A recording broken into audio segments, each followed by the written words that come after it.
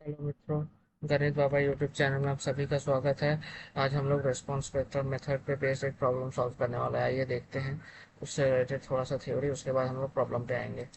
ठीक है, ये फार्मूला आपको पता होना चाहिए। Alpha equals to beta into I into F naught. ऐसे भाई जी, बीटा का वैल्यू होगा हमारा 1 और आई का वैल्यू होगा 2। ठीक है, ये बात ध्यान रखिए। एफ नॉट आपको शायद निकालना पड़ेगा, और ऐसे भाई जी आपको आई एस कोड से निकालना पड़ेगा, और आई एस कोड से नहीं निकालना।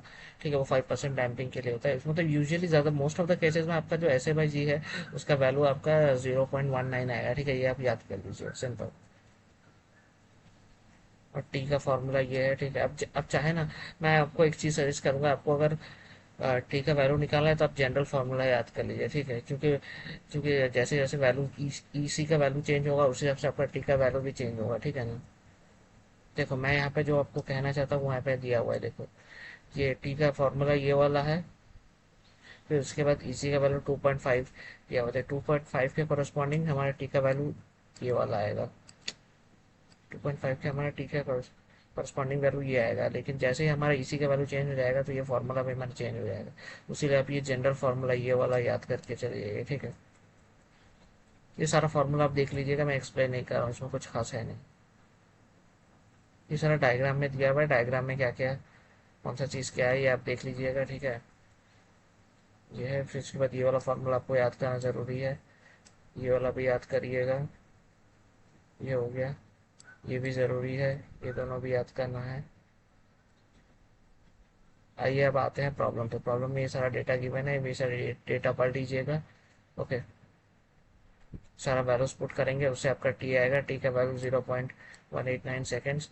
अब टी के वैल्यू की मदद से उसके आपको आई एस कोड में जाना है। आई एस में 5% डैम्पिंग से ऐसे बाई जी का वैल्यू निकालना है 0.1 है। मैंने बोला था ना, ज़्यादातर टाइम इसका 0.19 ही आएगा मैक्सिमम। अगर आपको एग्जाम में आई एस कोड प्रोवाइड नहीं किया गया है, तो आप अपने हिसाब से मतलब ऐसे बाई जी आप 0.19 ले लेना। ठीक है, अगर प्रोवाइड किया जाता है देन इट्स गुड। उसका अल्फा एच का कैलकुलेशन करना है। तो अल्फा एच का मैंने आपको फॉर्मूला शुरू में बताया था, तो वो सारा उस फार्मूला में सारे वैल्यूज पुट कर दीजिएगा, आपको अल्फा एच का वैल्यू निकल जाएगा। अब डब्लू का वैल्यू निकालना है। डब्लू का वैल्यू निकालने के लिए आपको क्या करना है, मैं आपको ये एक्सप्लेन कर देता हूँ।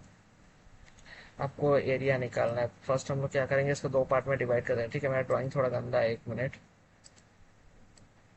इसको दो पार्ट में, एक ये रेक्टेंगुलर पार्ट और एक ट्रायंगुलर पार्ट। रेक्टेंगुलर पार्ट का एरिया निकालिए, ट्रायंगुलर पार्ट का एरिया निकालिए, दोनों का सम कीजिए और उसको गामा सी से मल्टीप्लाई कर दीजिए। ठीक है, तो वही यहाँ पे किया हुआ है, ये आप देख सकते हैं। फिर उसके बाद एफ 80 का वैल्यू, एफ 80 के लिए फॉर्मूला ऊपर दिया हुआ है, जो मैंने आपको बोला था वो वाला याद करने के लिए। वो उसके मदद से आप एफ 80 का वैल्यू निकालेंगे। ठीक है, एफ 80 का वैल्यू निकालेंगे, उसके बाद आपको एच डैश का वैल्यू निकालना है। एच डैश बेसिकली सेंट्रॉइड, मतलब सेंट्रॉइड का फॉर्मूला है। तो सेंट्रॉइड का फॉर्मूला आप इंटरनेट से चेक कर लीजिए। ठीक है, उसका सेंट्रॉइड कहीं पे यहाँ पर ला करेगा, तो उस हिसाब से उसका फॉर्मूला, यहाँ पे फॉर्मूला में सारा वैल्यूज पुट किया गया है ये। ठीक है, वो आप देखने ला इंटरनेट से, बना किसी से पूछ लेना। ठीक है, जो हो गया। Thank you and have a great day.